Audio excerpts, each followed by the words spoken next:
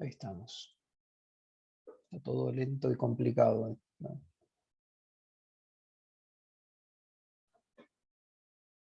Ahí estamos. Bueno, les decía que la clase de hoy es, como siempre, de modificaciones post-traduccionales. En este caso, vamos a ver principalmente la ubiquitinación y otras modificaciones que son similares, ¿sí? La ubiquitinación es famosa por la degradación de proteínas por el proteosoma, ¿verdad? Digamos, cada vez que uno escucha hablar de ubiquitinación, está asociado a la degradación de proteínas. Bueno, ¿alguien de ustedes sabe algo sobre la ubiquitinación? Digamos, cuando la ubiquitinación es la unión de una molécula de ubiquitina o más de una a una proteína, ¿sí? ¿Qué saben ahora, antes de empezar la clase, sobre esa modificación o esa unión de una molécula de ubiquitina a una proteína? Aunque sea, vale decir no sé nada, pero también puede ser alguito, también se puede aportar. Yo lo básico, que es el hecho de que la ubiquitinación es como marca la proteína, digamos, como que le da una señal para que el protosoma lo reconozca y pueda degradarlo, Sí. y que tiene que ser como se dice, como un equilibrio bien fino para que no se empiecen a acumular muchas proteínas no funcionales, por ejemplo. Sí, puede ser de proteínas no funcionales, o puede ser de proteínas que sí son funcionales y tienen un turnover marcado, que es lo que vos decís, que haya ese equilibrio, ¿sí?, de síntesis y degradación. La mayoría, no es el único sistema que existe de degradación de proteínas, pero la mayoría es vía degradación por ubiquitinación en proteosomas. Digamos, es muy abundante, entonces es principal dentro de una célula. Algo más que sepan que el origen de la ubiquitina, digamos, así como, no sé, la lipidación es unión de lípidos y la glicosilación de azúcares, la ubiquitinación, ¿qué tipo de molécula se une a la proteína? A la proteína que va a ser después la proteína blanco de degradación.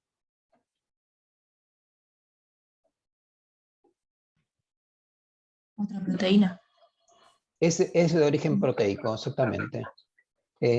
Así que bueno, vieron que algo sabían, no era que no sabían nada, de a poco vamos sacando. Bueno, seguramente hay muchos otros aspectos que no saben, pero bueno, lo principal, ¿sí?, es lo que decía Milagros, donde una proteína que está marcada, como ven acá, esta es una proteína, sustrato, todo lo que está, estos grandes complejos proteicos que están acá abajo es el que se llama el proteosoma, ¿sí?, que bueno, va a haber en la punta del proteosoma, si se lo imaginan como un cilindro capaz de proteolizar primero en fragmentos de péptidos y luego en aminoácidos simples una proteína, ¿sí? Lo primero que tiene que haber es esto verde que está acá, que es el receptor capaz de reconocer las ubiquitinas. Cuando ve una poliubiquitinación, que es esto que se ve acá con 4 pelotitas naranjas, es reconocido, la proteína es degradada y las ubiquitinas se liberan para ser reutilizadas, ¿sí? El hecho de que la ubiquitinación es el sistema principal de degradación controlada de proteínas, ¿sí?, valió el premio Nobel en el 2004 a estos 3 señores que están acá, investigadores que están acá en la pantalla.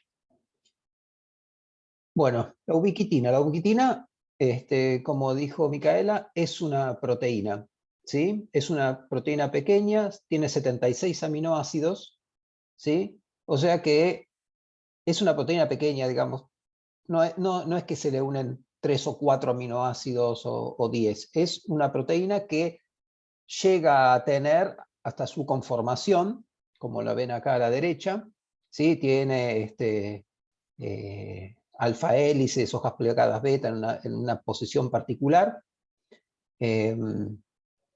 Generalmente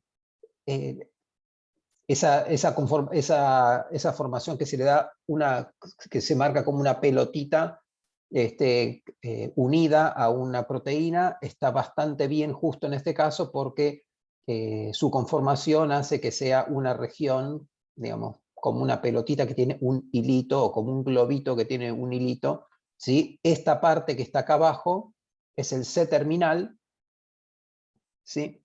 El amino terminal anda por acá y no sé cuál es, este que está acá, ¿sí? No creo que esto sea el amino terminal, no lo encuentro ahora. Este de acá debe ser el amino terminal, porque tiene que ser una metionina, y todas las otras que ven acá, aminoácidos más largos, son todas lisinas. Y todos estos aminoácidos que estuvimos diciendo recién, son muy importantes en la función global de la ubiquitina y de la ubiquitinación. Otra cosa que lo distingue de otras modificaciones, que al ser una pequeña proteína, tiene zonas, ¿sí? Digamos, tiene zonas reconocibles. En la derecha no es lo mismo que la izquierda, las zonas hidrofóbicas, que se llaman parches hidrofóbicos, ¿sí? Tienen su función, y entonces ya, digamos, como modificación, es una modificación más compleja que otras cosas que estuvimos viendo. Si vamos a hacer una comparación muy grosera, digamos, un fosfato no tiene caras del fosfato, ni las acetilaciones, y ni siquiera las glicosilaciones, como glicosilación simple, no se puede reconocer de qué lado se está hablando de la glicosilación. Sí, en vez de esta pequeña proteína que, digamos, teniendo residuos de un lado que son distintos de los residuos que están del otro lado, hace que, bueno, ya como modificación, sea una modificación que tiene su complejidad. Bueno, ahora, como verán, se nos dio vuelta en este grafiquito ahora el C-terminal, ¿sí? Acá está la pelotita y el hilo del globito está puesto al revés. Hay aminoácidos que son claves para la función, ¿sí? El primero que nos va a resultar más importante es esta glicina 76, la glicina más C-terminal que tiene, ¿sí? Porque es de donde se une covalentemente a la proteína. Entonces, luego cuando uno ve una proteína que está ubiquitinada, ¿sí? Está unida desde este C-terminal, y esto queda, el resto de las caras y de los parches quedan expuestos a la función que tenga que tener como pequeña proteína, ¿sí? Otro aminoácido reactivo que tiene es la metionina en posición 1, ¿sí? En esta metionina también es reactiva, y luego tiene 7 lisinas más que también van a ser utilizadas. Ahora a lo largo de la clase vamos a ir viendo cuál es la importancia de, por ejemplo, esta lisina 48 o la lisina 63, ¿sí? Que van a ser también van a ser funcionales en cuanto a lo que signifique para una proteína tener una ubiquitinación. Esta es la ubiquitina que está acá, ¿sí? Otra vez, ahora el globito está para la derecha y el hilito está hacia la izquierda, y si posicionamos otras proteínas, ¿sí? Y podemos alinearlas, no en forma lineal por aminoácidos, sino estructuralmente superponerlas, vamos a ver que existen otras proteínas, ¿sí? que tienen estructura similar o muy similar. A veces, en cuanto a aminoácidos, muy diferentes, pero muy diferentes no pueden ser para lograr una estructura similar, pero estructuralmente son muy parecidas, y a nivel de aminoácidos son altamente conservados, ¿sí? De los cuales hay algunas que son de origen bacteriano, pero todas estas que están acá abajo, estas 5 que están acá abajo, coexisten, al menos en una célula eucariota superior. Existe la ubiquitina, que es similar a la molécula de sumo, que es similar a NED8 y a TG8 y a TG12. ¿Alguno había escuchado hablar de alguna de estas proteínas que están acá, exceptuando la ubiquitina, sumo y NED8, ATG12 y ATG8? ¿Alguno lo había escuchado hablar? A mí me suena sumo, pero de nombre nomás. No, no la vi en nada en específico. Sí, claro, hay proteínas que en vez de decir están sumohiladas, se llaman, perdón, en vez de estar ubiquitinadas, se llama que están sumohiladas, ¿sí? Y como verás, la estructura es muy similar y, bueno, no sé si alguien trabajó o leyó algo de autofagia. Hay una serie de proteínas que se llaman ATG, que están involucrados en la autofagia y también tienen la misma estructura. Y comparten la misma estructura, y no solamente eso, sino también la forma de conjugarse a la proteína blanco. Justamente ATG8 y ATG12 son un poco distintos en cuanto a cuál es su blanco, ¿sí? A dónde se van a unir, porque no siempre se unen a proteínas, pero estas 3 que están acá, ubiquitina, sumo y NED8, sí comparten el sistema y el proceso de unión a su proteína blanco, que no es simple y no es directo como ocurre con otras modificaciones posttraduccionales. Bueno, acá está esta superposición para ver proteínas estructuralmente similares a la ubiquitina, que se pone con el nombre VL, ¿sí? Por ubiquitin-like proteins. Bueno, cuando ustedes escucharon sobre la ubiquitinación, tal vez hayan escuchado hablar sobre las E3 ligasas, o por ubiquitinación, o en distintos trabajos hayan escuchado hablar de las E3 ligasas, ¿sí? Las E3 ligasas son esas proteínas que conjugan. Esto es una proteína no blanco, todavía no ubiquitinada, y esta que está acá en verde a la derecha es una proteína que tiene una lisina ubiquitinada, o en general dicho VL, porque puede ser ubiquitina o moléculas similares. Y entonces se ve acá en este gráfico representativo y simple una proteína target donde su lisina, ¿sí? Que la ven acá, esta es la cadena, esta es la lisina expuesta, ¿sí? Y sobre esta lisina está la ubiquitina, o sea que acá donde dice ubi, ¿sí? Le falta una molécula grande que no entra en esta pantalla. ¿Se entiende? Acá donde dice ubi, acá faltan todavía 76 aminoácidos que van para arriba, que están... Por eso, digamos, yo insisto también en que este curso sirva para entender, porque acá se podría haber puesto VL, ¿sí? O se podría haber puesto que está fosforilada o acetilada, ¿sí? Y las dimensiones de lo que ocurre son completamente distintas, ¿sí? Por eso no hay forma, digamos, no hay forma de cada vez que se hace un gráfico representativo de una modificación posttraduccional, hacerla a escala, porque es un delirio, es imposible y es muy poco práctico, pero sí está bueno que ustedes sepan, cuando lo ven, qué es lo que representa la señal esa que se muestra. Entonces, bueno, acá se ve la ubiquitinación de una lisina en la proteína target, mediada por una enzima que se llaman E3. ¿Sí? Se llaman E3 ligasas.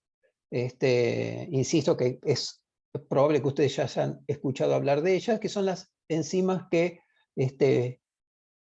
terminan de conjugar esta ubiquitina a la lisina. Y habíamos dicho que se unen al aminoácido lisina, ¿sí? Y ya al principio que la parte de la ubiquitina que se une es su glicina más C-terminal que tiene. Bueno, entonces, ¿por qué esta enzima se va a llamar E3? Se llama E3 porque existe una E2 y existe una E1. ¿Sí? La enzima E1, ¿sí? Se llama una enzima de activación, ¿sí? Y previo a eso, la enzima de activación quiere decir que va a tomar a una ubiquitina que tenga su glicina C-terminal, ¿sí? La que llamamos glicina 76 C-terminal, disponible para comenzar todo un ciclo de activación y conjugación de esta ubiquitina, que pueden ir siguiendo acá en amarillo, ¿sí? Hasta que termina sobre la proteína target.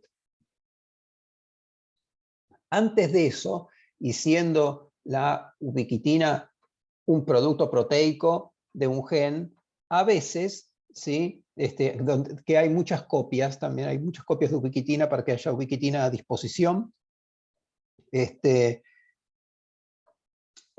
Existen casos, no ciertamente para la ubiquitina, pero sí para otras como Sumo o como NED8, donde el producto proteico a veces tiene 3 o 4 aminoácidos más posteriores, ¿sí? Más carboxiterminal que la glicina que tiene que quedar expuesta, y por eso una proteasa, ¿sí? Específica corta y deja expuesta la glicina C-terminal reactiva. ¿Está bien? Luego, ¿sí? Comienzan una serie de reacciones, ¿sí? Dependientes de ATP, y ahora vamos a ver para qué sirve el ATP y qué es esta fuente de AMP para la unión, ¿sí? De la ubiquitina físicamente, una unión covalente de la ubiquitina a la enzima E1. También va a ocurrir en la enzima E2 y en la enzima E3. En este caso no está, pero puede ser que sí y puede ser que no haya contacto de la ubiquitina con la enzima, ¿sí? Tanto en la E1 como en la E2, los contactos, ¿sí? Y la unión covalente de la ubiquitina a residuos de la enzima E1 y E2, ¿sí? Son obligatorios y siempre pasa. En la E3 puede ser que, ya lo voy introduciendo ahora, puede ser que la E3 funcione como un scaffold, ¿sí? Para sostener con una mano la E2 y con la otra el sustrato, y que la E2, que está acá, le transfiera la ubiquitina al target, ¿sí? O a veces también puede ser que la E2 primero le transfiera la ubiquitina a la E3 y luego al target. Los dos casos existen, y eso hace que existan dos grandes familias de ubiquitin ligasas, E3, de las que los que autoconjugan y luego ceden, o los que hacen de scaffold para acercar el sustrato, ¿sí? O el target a la enzima E2. Luego, como toda modificación, existen proteasas, ¿sí? Capaces de remover la ubiquitina del target, ¿sí? Y entonces acá está la preparación, acá está toda la activación y conjugación, acá está la transferencia, ¿sí? La ligación de la ubiquitina a la lisina, y luego cómo es eliminada por proteasas que son ubiquitina específico.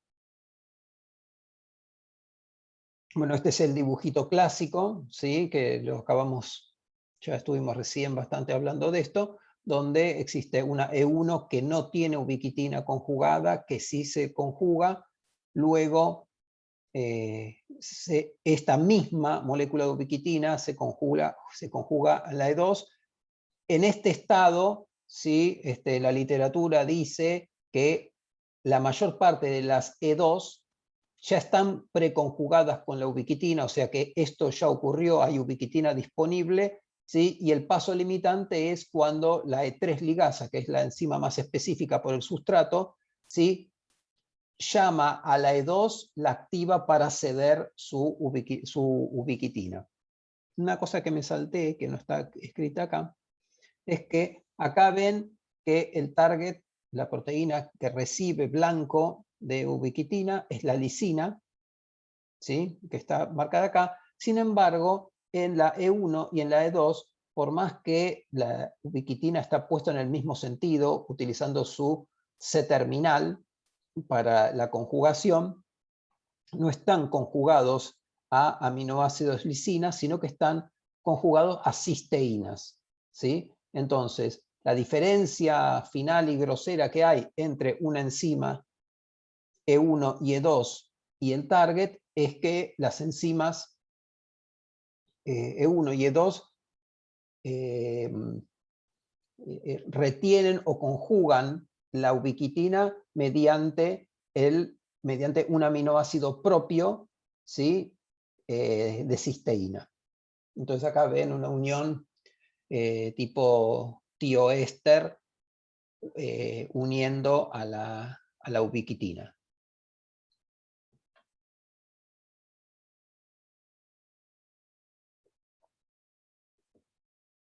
En el genoma, ¿sí? En un genoma humano, por ejemplo, hay muy pocas E1, ¿sí? Hay más enzimas E2 y muchísimas enzimas E3, ¿sí? Las enzimas E1 hay pocas porque son generalmente su única función que tiene, que es una función muy compleja, y ya la vamos a ver, es solamente el de tomar una ubiquitina libre y ponerla en el sistema para que, en este proceso de que termine la ubiquitinación de un sustrato, ¿sí? Las E2, ¿sí? Hay más porque tienen cierto grado de especificidad, ¿sí? Tanto por la E3 y por el trabajo que tienen que hacer en la conjugación de la ubiquitina, para que no sea tan, digamos, para que tengan una idea de qué es lo que estoy hablando, es como mínimo, lo más grande que les puedo decir es que existe monoubiquitinación y existe poliubiquitinación, y entonces las enzimas E2 involucradas pueden ser distintas. Entonces ya tienen un poquito más de función o algún trabajo más que la E1, que es solamente tomar ubiquitinas libres y ponerlas en el sistema en el proceso general de ubiquitinación. Y las E3 son las que hay muchas más porque son las que marcan, ayudados un poco con la E2, ¿sí? La especificidad del sustrato.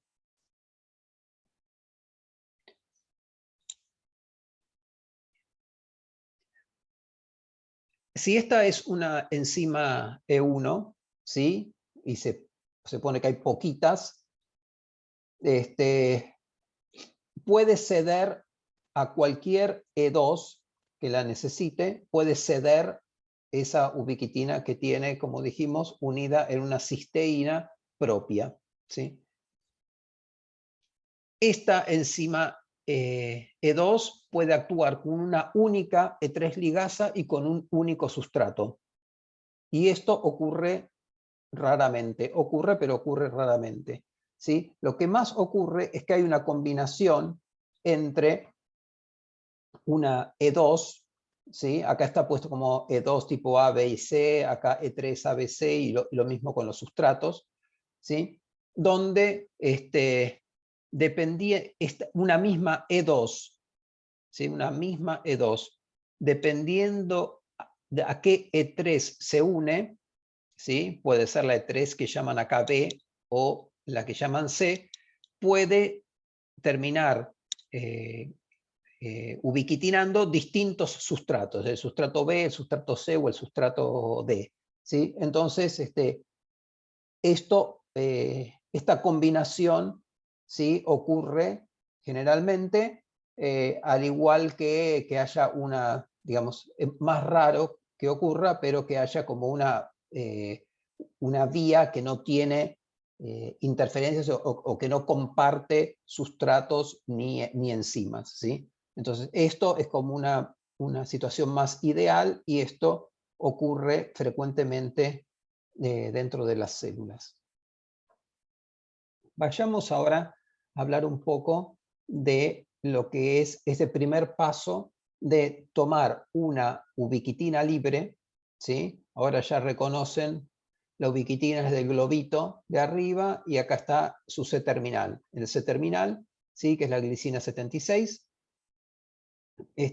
tiene que terminar conjugada a la enzima E1, ¿sí?, que es este paso que está acá. Antes de que ocurra eso, ¿sí?, tiene que terminar conjugada a la enzima D1 en un residuo de cisteína.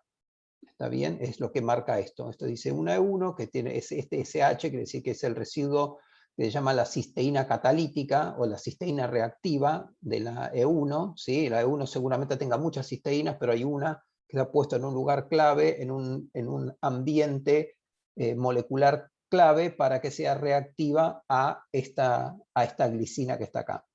Entonces, lo primero que va a ocurrir es la adenilación de la ubiquitina. La adenilación de la ubiquitina quiere decir que a partir de un ATP, ¿sí?, se libera pirofosfato y el AMP se une a la glicina C-terminal, ¿sí? Este es un proceso, un intermediario que termina, ¿sí?, pero obligatorio, que termina en la unión, ¿sí?, tioéster de esta cisteína reactiva que está marcada acá, y la unión a la ubiquitinación.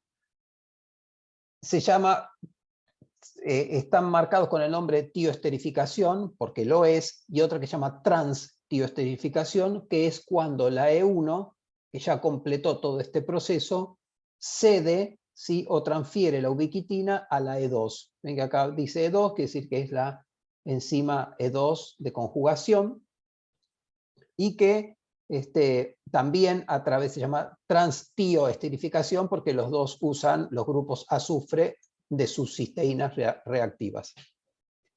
Luego, ya acá terminamos, acá está el aceptor, ¿sí?, y acá tenemos una E2 ya activa con su ubiquitina conjugada. Como yo les dije, existen dos tipos de E3 ligasas. Existen tres, pero como sistema de transferencia de la ubiquitina, ¿sí?, hay dos grandes tipos. Las que son del grupo que se llaman ECT, ¿sí?, y las que son del grupo RING. Por ahí acá no se lee bien, acá dice ECT, y RBR, que son las ECT y las RING son las que más hay, y las RBR es un grupo más minoritario que conjuga un poco de cada una, pero tanto el grupo ECT como el RBR son de enzimas tipo E3 ligasas, ¿sí?, que sufren una conjugación transitoria de la ubiquitina, ¿sí?, al igual que, digamos, se suman a la fila de la E1, que tienen cisteínas reactivas para tomar la ubiquitina. Acá, como ven, esta E3 tiene también su cisteína reactiva y hace lo mismo hasta que cede, ¿sí?, hasta que cede su ubiquitina unida a su cisteína reactiva a la lisina, normalmente, porque ven que acá tiene el grupo azufre y acá tiene el NH del aceptor, ¿sí? Acá abajo, la flechita que se ve acá abajo, indica que la E3, ¿sí?, logra unir esta ubiquitina al aceptor, ¿sí?, pero nunca se conjugó a la ubiquitina. Por eso les decía, esto que ven acá abajo es que esta proteína E3, ¿sí?, toma al aceptor por un lado, tiene un dominio para sostener, hace de intermediario,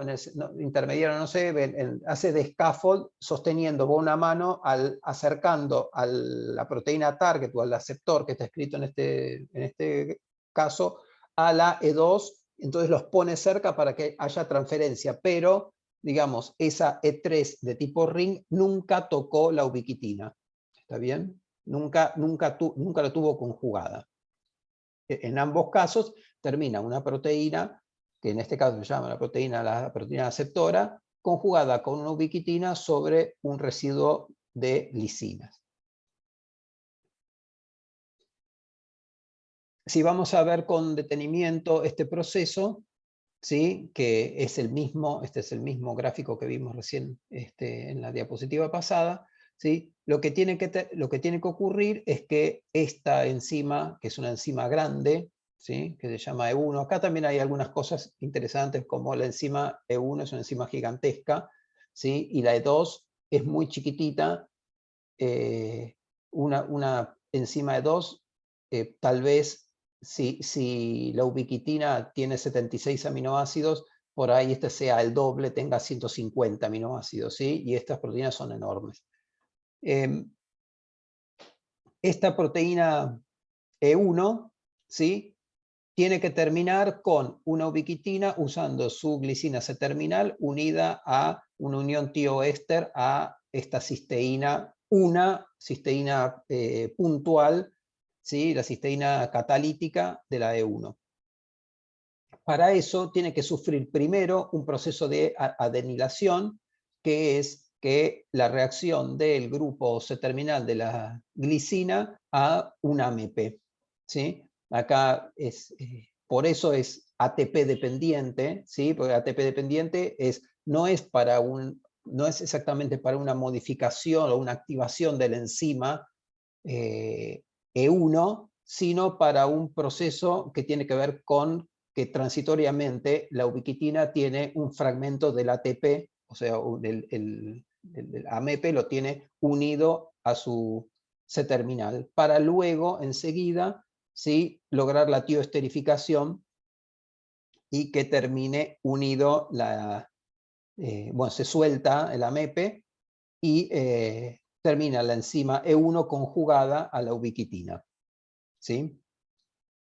Acá están los pasos, ¿sí? Escritos en forma bastante simple, donde está la glicina 76 y el ATP.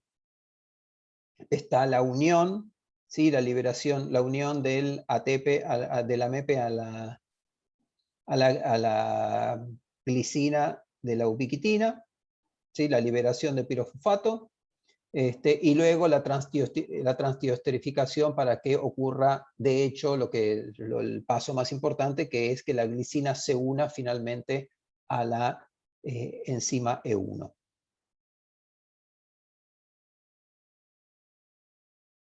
Luego, ¿sí? Luego que ocurrió esto en estos pasos que les marco acá, ¿sí? Viene la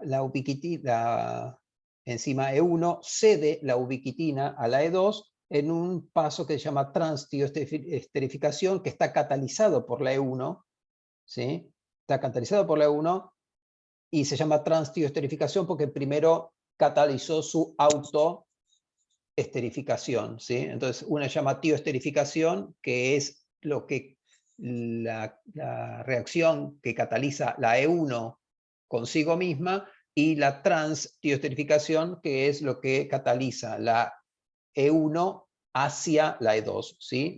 Ambas son actividades enzimáticas de la E1, y la E2 solamente recibe, ¿sí?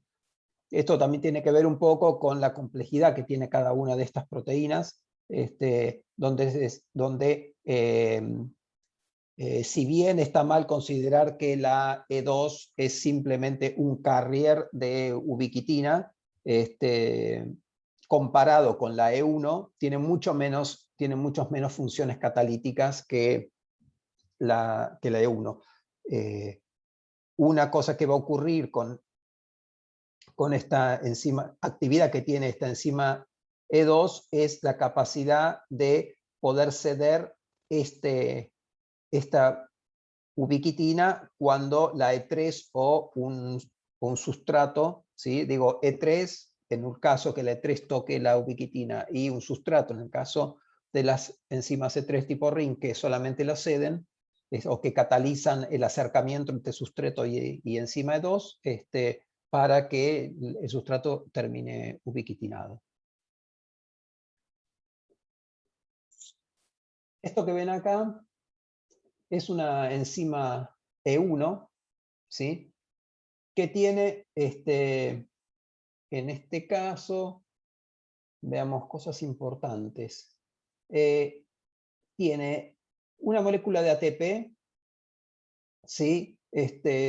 Unida, ¿sí? En una parte de subunidades que se llaman tipo Rossmann, ¿sí? Que unen, que mayormente unen ATP, son conocidas por eso.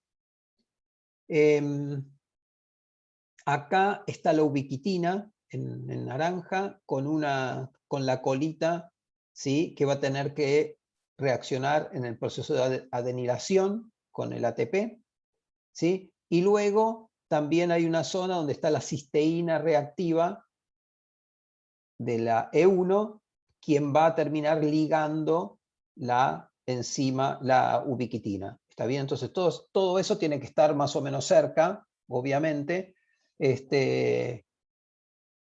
pero son todas, tiene que estar cerca, porque tiene que estar la colita de la ubiquitina, tiene que estar el AMP, el ATP, y tiene que estar la cisteína reactiva de la E1, tiene que estar todo más o menos cerca, ¿sí?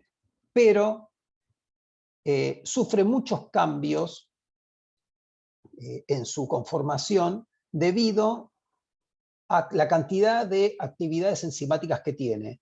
Porque recuerden que en un momento va a tener que catalizar la adenilación de esta colita de ubiquitina. En otro momento, ¿sí? Va a tener que catalizar la unión de esa ubiquitina que está adenilada a la cisteína reactiva que tiene la E1. Y luego va a tener que catalizar la cesión de la ubiquitina, ¿sí? A la E2, que en este caso está acá en violeta, ¿sí? Llegó la E2 y ahora tiene que ceder. Este puntito amarillo que aparece ahí es la cisteína catalítica de la E2 y este es la cisteína catalítica de la E1, y entonces va a tener que ceder en la transtioesterificación, le va a tener que pasar esta molécula de ubiquitina a esa E2, ¿sí? Entonces, esta enzima, que tiene muchas funciones, va a tener muchas funciones dependiendo exactamente de su estructura o de su estado conformacional. Tengo acá, a ver.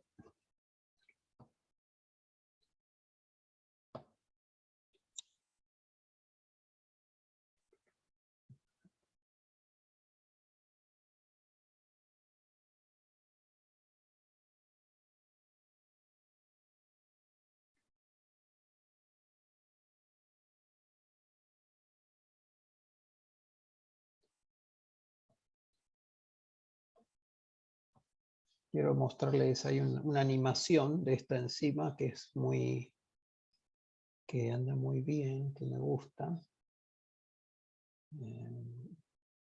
Se las quiero compartir.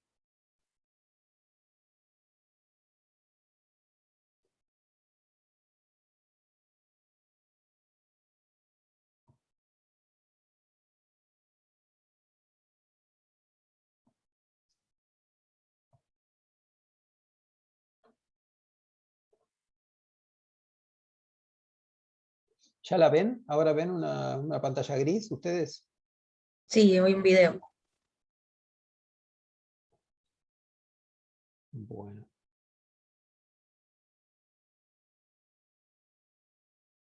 Bueno, esto que ven acá grande es una enzima E1 que van a ir apareciendo en colores, ¿sí? Quienes son los dominios y y moléculas importantes, ¿sí?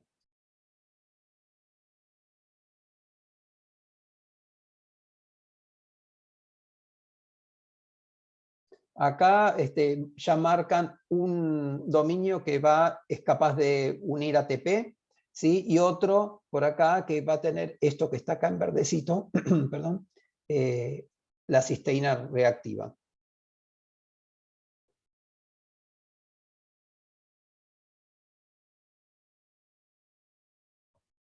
Esto que está acá es un dominio capaz de recibir a la E2 para catalizar el pasaje de la ubiquitina a la E2.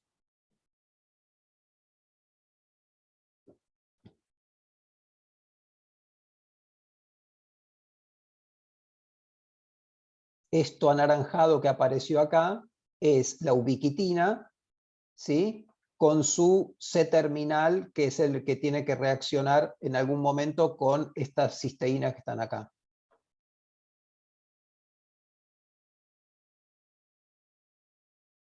Ahí apareció el ATP. Y ahora empieza a funcionar. Esa es la adenilación. Se acerca la cisteína reactiva, se forma la tioesterificación. Cuando llega a la próxima molécula de ATP, se mueve, entra una nueva ubiquitina, ¿sí? La ubiquitina anterior, esta todavía no reaccionó, está unida en forma no covalente, esta ya está unida en forma covalente. Llega a la E2 y no se muestra, lástima, el pasaje de esta cisteína reactiva a la de la E2. ¿Está bien?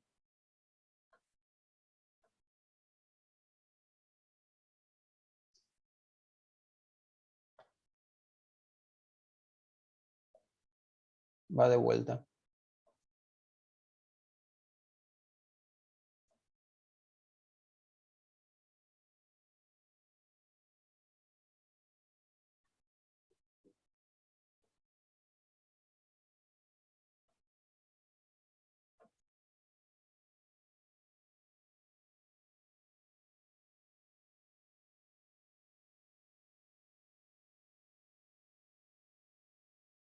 El ATP para la adenilación. ¿Qué ocurre? Se libera pirofosfato.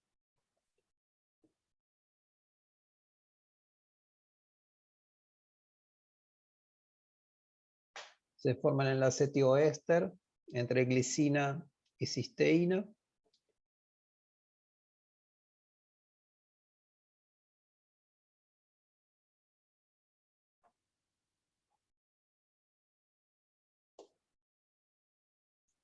¿Ustedes lo escuchaban con música? No. No pasaba, porque tiene una muy linda música clásica de fondo, pero no sé cómo se hace para que ustedes lo escuchen. Pero nada, este videíto está colgado en la página y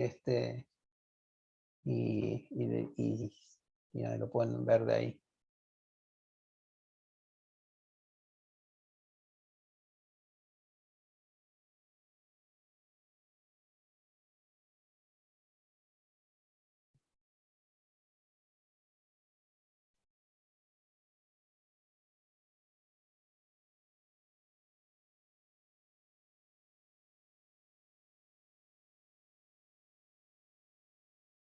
Bueno, ahora volvimos a la anterior, ¿verdad?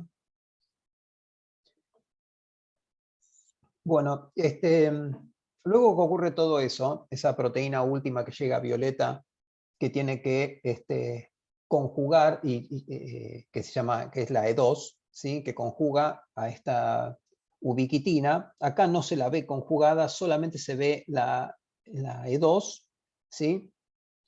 Que tiene algunos regiones importantes para lo que estuvimos viendo nosotros hasta ahora, que es uno, la unión a la E1, ¿sí? Porque cuando se una por ese que se llamaba Ubiquity Enfolding Domain que sostenía, que ya no me acuerdo más en qué color estaba, creo que era, no sé, o rojo, así, que unía a la proteína violeta, esa interacción ocurre, ¿sí?, con unión a E1. ¿Sí? Y luego otra cosa importante que tiene es la cisteína activa de su sitio activo, ¿sí?, que es donde va a recibir la ubiquitina. Luego, ¿qué pasa? Bueno, acá está otra vez la reacción, ¿sí? Está muy simplificada, en tanto que acá se ve una ubiquitina libre y acá hay una E2 que tiene su sitio activo de cisteína, que con ATP y E1, ¿sí?, solamente que esta flecha es enorme la cantidad de cosas que ocurren, utilizando ATP y la enzima E1, termina una E2, que es esta bola verde que está acá, unido a mediante su cisteína, que es esta, a la ubiquitina. Y luego de eso, ¿sí?, pueden ocurrir distintas cosas, ¿sí? Mayormente ocurren que si es que esta E2 puede conjugar esta ubiquitina rojita, ¿sí?, mediante otro enlace tioéster, ¿sí? Y este es el caso de cuando hablamos de las E3 ligasas de tipo ECT, ¿sí?, que son las E3 ligasas que sí en un momento conjugan ubiquitina para luego cederla, ¿sí? En el otro extremo está este sustrato, este target que está acá, puede ser directamente el target final, donde hace una unión de la ubiquitina, la E2 le transfiere la ubiquitina al target mediado por una enzima E3. ¿Se entiende eso? ¿Sí? Digamos, transfiere la E2 transfiere a la lisina, acá está escrito, lisina de un sustrato, ¿sí?, mediado por una E3. No lo hacen espontáneamente, la E2 no le puede transferir al sustrato en ausencia de la E3, pero la E3 no conjugó ubiquitina, a diferencia del primer caso. También existen, como yo les dije, que haya una unión mediada hacia el N-terminal de una proteína, y hay otros que se llaman los uniones oxiéster, ¿sí?, pero estos ocurren un poco menos, ¿sí? Las uniones oxiéster ocurren, son similares a una fosforilación, ¿sí?, y ocurren sobre aminoácidos que tengan la capacidad de tener grupos oxidrilo para recibirlo, ¿sí?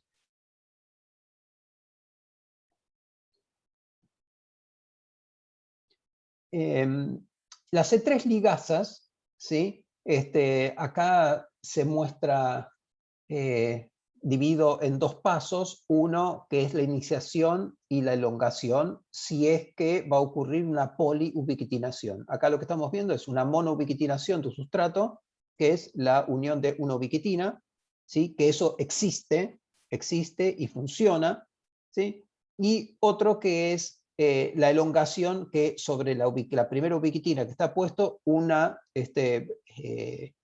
unión de múltiples ubiquitinas. Veamos. ¿Qué es lo que ocurre? Ocurre que si esta es nuestra proteína target, que está puesta en verde, acá, así, tiene su N-terminal, su C-terminal, tiene una lisina que va a ser blanco de ubiquitinación, ¿sí? Acá va a venir una ubiquitina, va a sufrir todo ese proceso que estuvimos hablando durante mucho tiempo, hasta ahora, y va a haber su última glicina carboxiterminal, ¿sí?, se va a conjugar a una lisina. ¿Está bien? Y ahora va a quedar una proteína, ¿sí?, una nueva proteína de esta pinta, ¿sí? Va a ser una proteína que va a tener dos N-terminales. A ver, un N-terminal que tiene que ver con el residuo de la ubiquitinación, ¿sí? Esto que está acá no es una unión peptídica, como verán, pero es isopeptídica, ¿verdad? No está unido aminocarboxi como una unión peptídica, pero se llama unión isopeptídica entre la glicina perteneciente a la ubiquitina y a la lisina de la proteína blanco, ¿sí? Y se genera esta proteína rara porque recuerden, ¿no?, que acá hay una proteína que puede, no sé, que puede tener 300 aminoácidos o 400, ¿sí?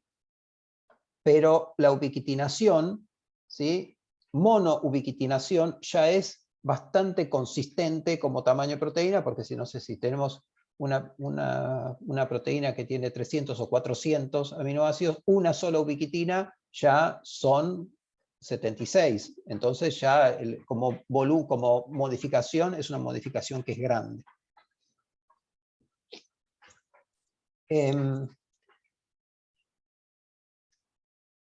Acá se los puse para recordarles o para mostrarles un poco más, un poco mejor, el tema de los tipos de E3 ligasas que existen, ¿sí? Y acá le puse las tipo ring, ¿sí?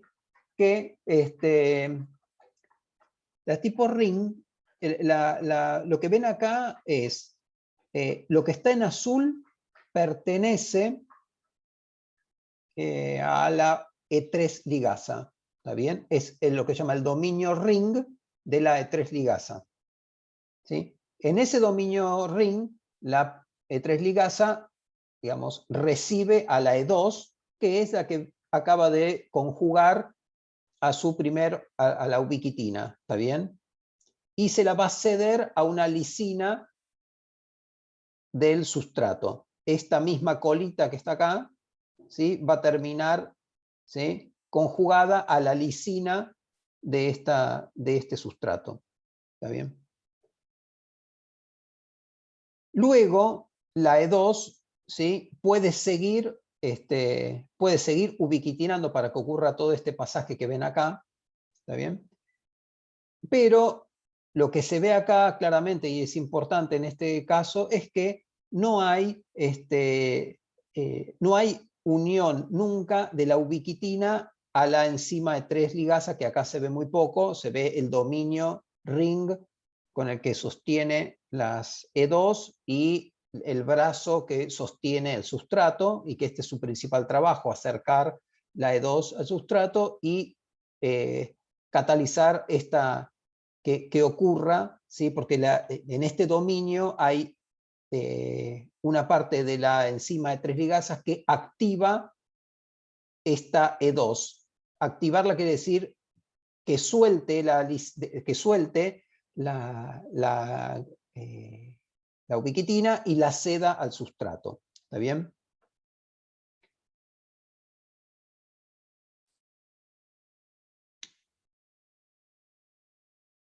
En este caso, como siempre, la E2 tiene su cisteína catalítica, la E3 no tiene la cisteína catalítica. ¿Está bien? La unión E2-E3 se lleva a cabo por el dominio ring, y la especificidad de cadena, que lo vamos a ver, todavía no hablamos de especificidad de cadena, ¿sí?, se va a llevar a cabo por o va a marcar la especificidad de cadena la enzima E2. ¿Sí? Para ir adelantando qué quiere decir especificidad de cadena, quiere decir que cuando ocurra, este es el sustrato, ¿sí?, para una poliubiquitinación tiene que ocurrir que se ubiquitine, que entre esta ubiquitina que está acá, como ya dijimos, ¿sí? Entonces, esta ubiquitina va a entrar con su colita glicina 76 contra la lisina del sustrato, eso está claro, ¿sí? Pero la poliubiquitinación, ¿cómo va a ocurrir? ¿A quién se le ocurre cómo se lleva de acá a esto que está acá? Siendo que las enzimas que están presentes acá es una E2 y un sustrato que está monoubiquitinado en principio. Por la unión de la glicina 76 de la ubiquitina 2 a una lisina de la ubiquitina 1. Claro, se van a empezar como a ubiquitinar las ubiquitinas, ¿está bien? un tipo de reacción similar, si la especificidad o lo que marca esta enzima es que tiene que reaccionar las glicinas 76 con las lisinas de su sustrato, ahora el sustrato deja de ser este verde y empieza a ser esta ubiquitina naranja. ¿Sí? Como se ve acá, las siguientes ubiquitinas se van uniendo entre ellas. ¿Sí? ¿Y a dónde se van a unir? Bueno, tiene a disposición 7 lisinas y tiene que poder elegir a qué lisina va a unir esta ubiquitina 2 sobre la ubiquitina 1. ¿Sí? Y la especificidad de cadena, y vamos ya adelantando cosas que vienen después, es si es lo mismo que haya una colita de ubiquitinas pegadas sobre sus lisinas 48 o sus lisinas 63. ¿Está bien? Entonces la especificidad de cadena es qué tipo de poliubiquitinación tenés. Las que están unidas, digamos, random no es, ya se los aclaro, no es que cualquiera la que esté, no, está siendo esto, como dijimos antes, una modificación grande, tiene lados, tiene posicionamientos y entonces las uniones van a ser con la lisina, ¿sí? Con la lisina que esté disponible a aceptar esta ubiquitina. Y ese posicionamiento te lo da la enzima E2. Entonces, cuando dice que la E2 es responsable de la especificidad de cadena, quiere decir que la E2 es la responsable de elegir cuál de las lisinas que están acá se van a ver. Yo les marco las 63 y la 48 porque son las más famosas. Y va a ser la enzima E2 la que tenga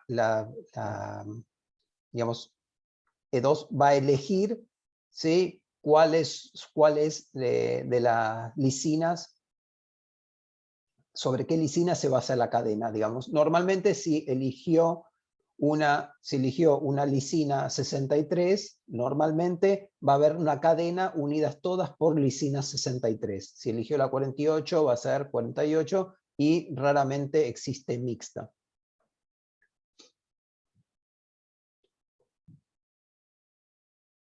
Bueno, acá está la reacción. Acá está el sustrato, la lisina, acá está la E2, y en esta reacción muestra los intermediarios que se forman para unir la ubiquitina. Lo azul que está acá es la E3. ¿Sí? Como les dije, acerca la E2 a su sustrato. ¿Sí? Esta parte de acá se llama dominio ring, y el otro es la unión que tiene la E3 para atraer al sustrato.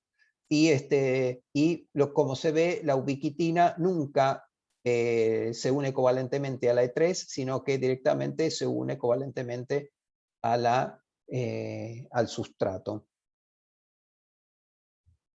Voy a hacer una pausa, pero ustedes no se vayan porque como me cambié de lugar y acá no tengo corriente, tengo que volver un segundo a donde estaba antes.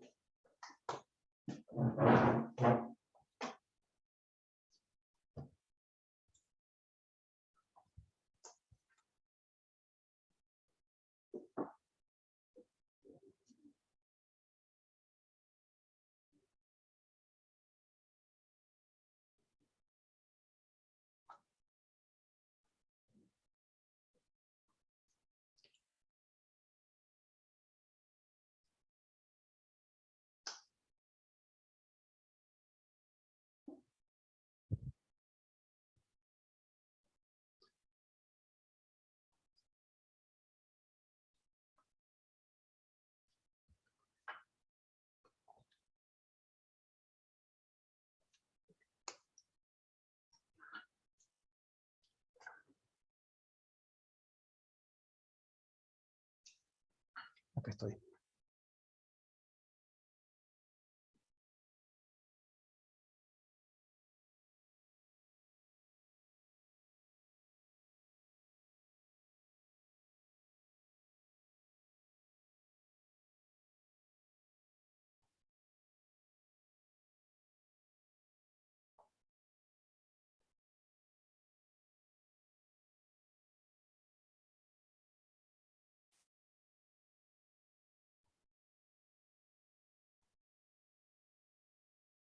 Bueno, acá estamos. Esperemos que no se corte. Al menos acá tengo la corriente. Las enzimas E3 ligasas de la familia ECT, ¿sí?, también pueden catalizar el mismo tipo de reacciones, obviamente sobre sustratos distintos, pero con un proceso que es distinto, porque obviamente las E2 tienen cisteína catalítica, como siempre, y las E3 también la tienen, por eso son de familia ECT, ¿sí? En la unión E2 y E3 se llama por el dominio N-terminal ECT, la unión de E2 con E3 se hace por este dominio que ven acá, y la especificidad de cadena la tiene la E3. Miramos acá cómo lo que está en azul sigue siendo la E3 ligasa y en verde la E2, ¿sí? Y existe, antes de que el sustrato reciba la ubiquitina, ¿sí?, tiene la cisteína activa de la E3. ¿Está bien? Esto no ocurre en la tipo ring, sí ocurre en este caso. Y acá dice que la especificidad de cadena la da la E3. Lo que ocurre muy frecuentemente es que la especificidad de cadena lo da quien tiene conjugado verdaderamente la enzima, la ubiquitina. ¿Está bien? En este caso, sí, la especificidad de cadena la tiene la E2 porque la ubiquitina la tiene la E2. En este caso, el último en tocar o en conjugar la ubiquitina a su cisteína catalítica es la E3, y entonces la especificidad de cadena la da la E3. Y existe también uno que es menos frecuente, pero vale nombrarlas. Son unas E3 ligasas que se llaman de la familia RBR, que tienen E2 catalítica, ¿sí?, tienen cisteína catalítica la E3, ¿sí?, pero la E3, en vez de tener un dominio de unión a la E2 tipo ECT, tiene un dominio de tipo 2, un dominio para unir a la E2 de tipo ring. ¿Está bien? Y como, siguiendo la misma regla que antes, como tiene una cisteína catalítica la E3, la especificidad de cadena la da la E3. ¿Sí? Y acá ven estas que se llaman IRB o RBRs. Lo que ocurre es que conjugan la ubiquitina, ¿sí?, pero mediante un dominio que es un dominio ring. ¿Está bien?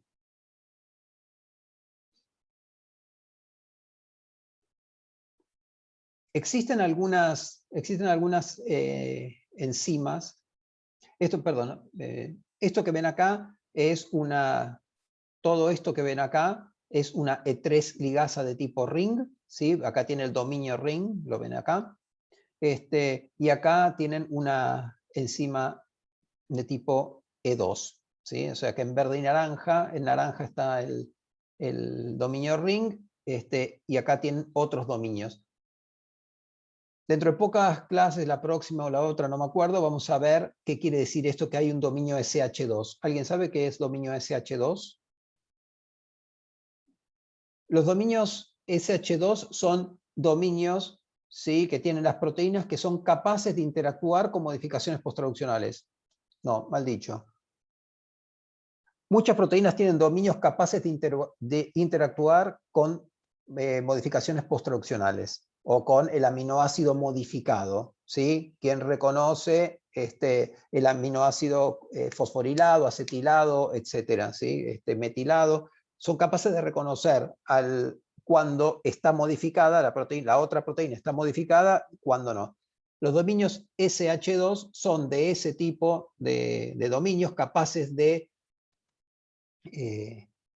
unirse a una proteína que está modificada. En este caso ven acá un peptidito que está fosforilado en tirosina, pues se ven ahí unos anillos, no sé si ustedes lo ven, y una marquita roja que es un dominio, es una proteína fosforilada, y entonces reconoce a la proteína fosforilada, ¿sí? Y luego toda esta reacción ocurre cerca de una proteína que fue previamente fosforilada. Todo esto es para decirle que la elección de los sustratos, ¿sí?, a veces dependen de modificaciones posttraduccionales previas.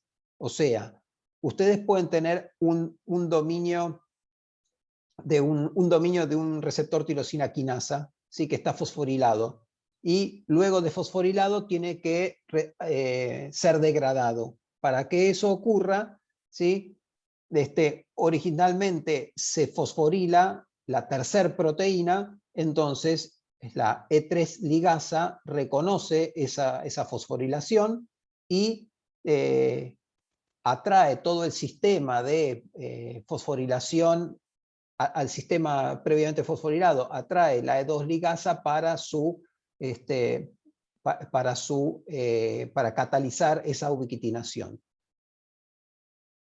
Eso ocurre, ¿sí? Y como vamos a ver, estos dominios, que llaman estos dominios como este SH2, estos dominios de interacción con proteínas que están previamente modificadas, ¿sí? Es decir, reconoce, en este caso, la tirosina, este dominio la tirosina no lo reconoce, reconoce la tirosina fosforilada, ¿está bien? Y así vamos a ver los cromodominios, los bromodominios, los dominios 1433, muchos dominios que existen en proteínas que tienen que ver con la interacción de este módulo que está en una proteína, ¿sí?, con la otra proteína que fue previamente modificada, ¿sí? Y ahí, ¿sí?, por ejemplo, que un receptor que está fosforilado en una determinada tirosina, como en este caso, ¿sí?, sea degradado por una posterior modificación posttraduccional, ¿sí?, es un poco lo que es la base molecular de la transducción de las señales, ¿sí? Muchas veces se ve en distintos gráficos la representación de una transducción de señales, donde dice, esta proteína es fosforilada, luego fosforila la otra, luego la otra es acetilada, y luego la otra es ubiquitinada para su degradación porque fue previamente fosforilada, y todas las cosas que van ocurriendo, digamos, la base molecular de toda esa transducción de señales que van ocurriendo entre proteínas y otra proteína que son modificadas, ocurren porque la segunda proteína reconoce la versión fosforilada o la versión con modificación posttraduccional que sea, ¿sí?, de la primera, y así sucesivamente esas flechitas, ¿sí?, que indican de una proteína modificada a la otra proteína modificada y algún efecto biológico final, ocurren muchas veces por estos dominios de interacción capaces de reconocer, ¿sí?, las versiones fosforiladas y como es y no las no fosforiladas. Esto era un paréntesis que no está relacionado exactamente con esto. Esto es uno de esos ejemplos. Y estas, porque lo que se quiere mostrar acá es que lo que no ocurre con las E2, ¿sí?, que son más bien proteínas, son pequeñas y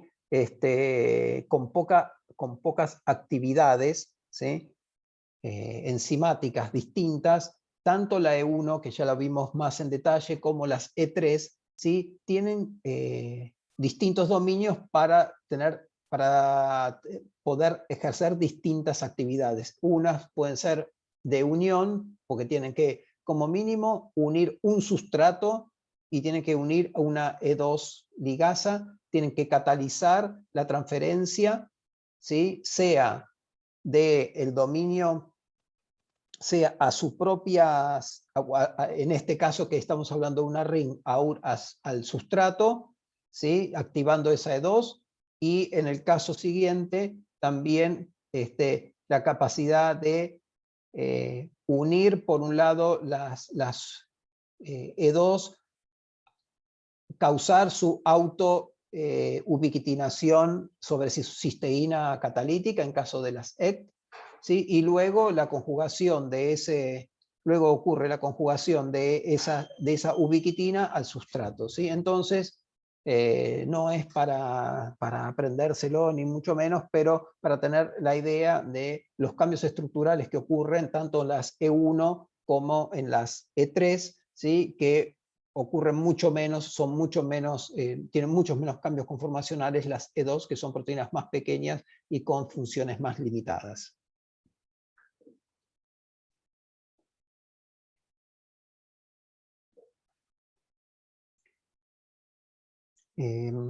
Bueno, ahora son las 3:30, con todos los parates que tuvimos, nos tomamos 10 minutos y seguimos, ¿sí? Y son y 30 y 40, seguimos con la clase, ¿está bien? Bueno. Dale. Ok, está bien. Dale.